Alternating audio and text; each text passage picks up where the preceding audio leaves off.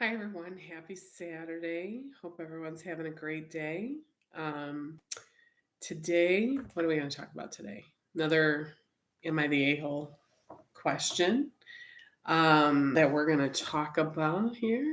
And it is, am I the a-hole for blowing up on my son's girlfriend? Well, I mean, the first thing I would say is, as I said yesterday, I'm not going to call anyone an a-hole, but is it okay that you blew up on your son's girlfriend? Probably not. But let's read this. So the writer asks, or this is what she writes: My husband thinks I'm in the right, but my niece helped me make this post on here to see what other people think.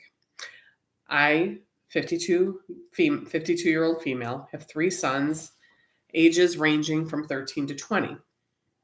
My oldest son, 20, has a girlfriend, 19, that she says hands, but I think she means hangs, that hangs around our house a lot. It's a really small house and doesn't have a lot of space. She's a nice girl, but gets on my nerves sometimes because she's always over. I really don't think she's right for my son either. Okay, well, so you kind of already, have an attitude towards her. So anyway, so she goes on to say our tap water has a weird aftertaste, so I order gallon water bottles and use them to refill a big glass bowl with a tap.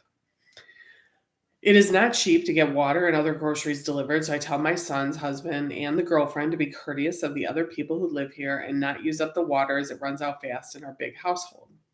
Yesterday, I caught her filling up a big metal water bottle with the jug water, and I calmly told her that other people live here too, and she shouldn't hog the water all to herself. She was rather short with me and said something along the lines of, "Actually, this water bottle is big enough to hold all the water someone should be drinking in a day. I'm not hogging water. I'm just trying to stay hydrated." Yes, she's clearly wrong in the way she responded to you. Okay. Um, So she goes on to write, I found her tone to be disrespectful, agreed, and ordered her to leave. Okay. Not sure about that one, but okay. She scoffed and went back to my son's room. That's when I really got frustrated. I opened their door and told her she has to leave. My son got really angry with me and told me that my girlfriend didn't do anything wrong and why is it a crime for her to drink water? I explained that I ordered this water for our family to use, not leeches who hang around all day rent free. Okay. Yeah, this is kind of going off the rails. So my son's girlfriend got a little teary-eyed and left the room and out the front door without saying anything. My son told me that I was a major a-hole and should have just minded my business. I think she's just wasteful and a brat. Okay, couple things here. First, you know, I totally get if money's tight and you're trying to, nothing's cheap right now. We all know that, right? We all know that nothing's cheap right now. Everything is expensive, prices are going up. It's it's not good and it doesn't look like it's going to get any better anytime soon. Okay. So I totally get that. Okay. And this is where like maybe a family meeting would have been a better way to address this, or maybe not a family meeting, but at least a private conversation with your son. Okay. And to tell him, look, we're well, and first of all, there's two issues here. It's not even just the water. It sounds like she's spending way too much time there. Okay. And you know that's okay if that irritates you. There's nothing wrong if that bothers you, but instead of waiting, that's kind of the underlying issue here. So I mean, I know the water is an issue, but you kind of let this stuff fester about the girlfriend, you and then you blow up over the water. Okay. So I think that, hindsight being 2020, you can't undo what's been done, right? So first of all, your son calling you any sort of derogatory name is completely and utterly unacceptable. And I, yeah, you know what? He's 20. If he's going to talk to you like that, You show him the door. In fact, you tell him you know where the door is. Um, that's it right there. Okay. Um, but ultimately, what you should do is that's what I would say to him. I would sit him down and calmly say, and your husband needs to be there with you and he needs to back you up. Okay. And you need to have a united front telling him, first of all, he doesn't get to call you names. That's unacceptable and will not be tolerated. And if that's what he's going to do, then he will be shown the door. Secondly, you need to tell him you can set limits to how often the girlfriend can come over. Okay. Tell him, look, we know you want to have her here. That's fine. But these are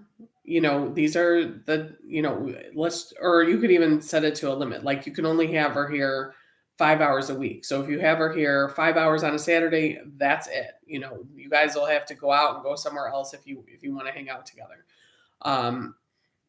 Set up some boundaries there. Set some limits. I don't understand why you're allowing her to, be in his room. From a Christian perspective, that should not be happening. I would venture to say maybe if the door was open, that was. I will say that I always felt like I made a mistake with my kids that way. Like, we always lived in a small house too, and I always said they could hang out in their rooms with their, I have a son and a daughter. So whether it was a boyfriend or girlfriend, but the door had to be open. They weren't going to be able to hang out in their rooms and shut the door. Yeah, that wasn't going to happen. Okay. But I would say if you're going to allow that, then you need to, the door needs to be open, because no hanky panky should be going on in your house. Again, that goes back to respect. And he's the oldest, so he needs to be setting the example for your younger sons. So for what that's worth. And then and then once you have that conversation, you then can invite the girlfriend over and have a calm conversation and say, I apologize for the way I reacted. I said things that I shouldn't have said, and I apologize. You are welcome here. But we are going to have to set limits as to how much you can be here. Because, this is our home, and sometimes we need some family time with just the family. I don't know if I'd say that, but you could try to come up with something to say, look, we're just going to have to set limits on how often you're here. And we've discussed that with, your son's name, and, you guys can, I guess I'm wondering why they don't spend any time at her house. And maybe that leaves the question as to what's going on at her house. Maybe her house where she lives is a bad situation, and maybe that's why she's spending time at your house. So that's something to consider too. I'm not saying it's your responsibility to provide a place where she can come hang out all the time.